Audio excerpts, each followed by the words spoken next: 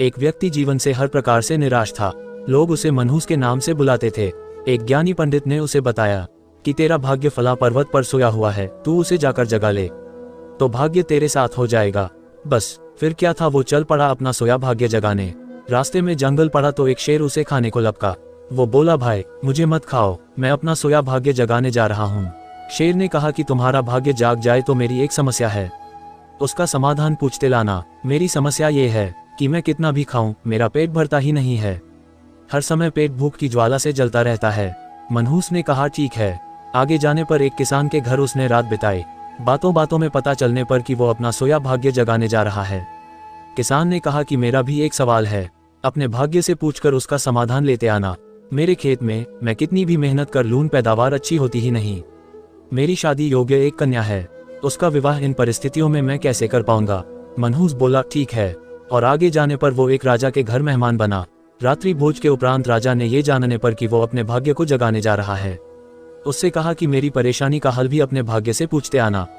मेरी परेशानी ये है कि कितनी भी समझदारी से राज्य चलाऊं, मेरे राज्य में अराजकता का बोलबाला ही बना रहता है। मनहूस ने उससे भी कहा, ठीक है। अब वो पर्वत के पास पहुंच चुका था। वहां पर उसने अपने सोए भाग्य को झिंझोड़कर जगाया। उठो उठो, मैं तुम्हें जगाने आया हूँ। उसके भाग्य ने एक अंगड़ाई ली और उसके साथ चल दिया। उसका भाग्य बोला, अब मैं तुम्हारे साथ हरदम रहूंगा।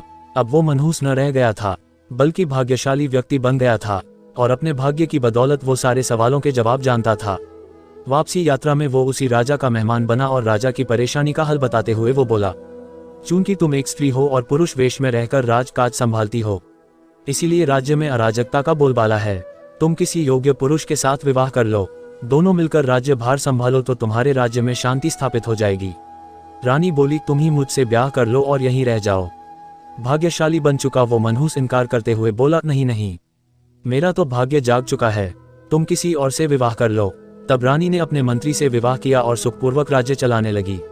कुछ दिन राजकीय मेहमान बनने के बाद उसने वहां से विदा ली। चलते चलते वो किसान के घर पहुंचा और उसके सवाल के जवाब में बताया कि तुम्हारे खेत में 7 कलश हीरे जवाहरात के गड़े हैं। उस खजाने को निकाल लेने पर तुम्हारी जमीन उपजाऊ हो जाएगी और उस धन से तुम अपनी बेटी का ब्याह भी धूमधाम से कर सकोगे। किसान ने अनुग्रहित होते हुए उससे कहा कि मैं तुम्हारा शुक्रगुजार हूँ, तुम ही मेरी बेटी के साथ ब्याह कर लो। पर भाग्यशाली बन चुका वह व्यक्ति बोला कि नहीं नहीं, मेरा तो भाग्योदय हो चुका है, तुम कहीं और अपनी सुंदर कन्या का विवाह करो। किसान ने उचित वर देखकर अपनी कन्या का विवाह किया और सुखपूर्वक रहने लगा। कुछ दिन किसान की मेहमान नवाजी भोगने के बाद वो जंगल में पहुंचा और शेर से उसकी समस्या के समाधान स्वरूप कहा कि यदि तुम किसी बड़े मूर्ख को खा लोगे तो तुम्हारी एक क्षुधा शांत हो जाएगी।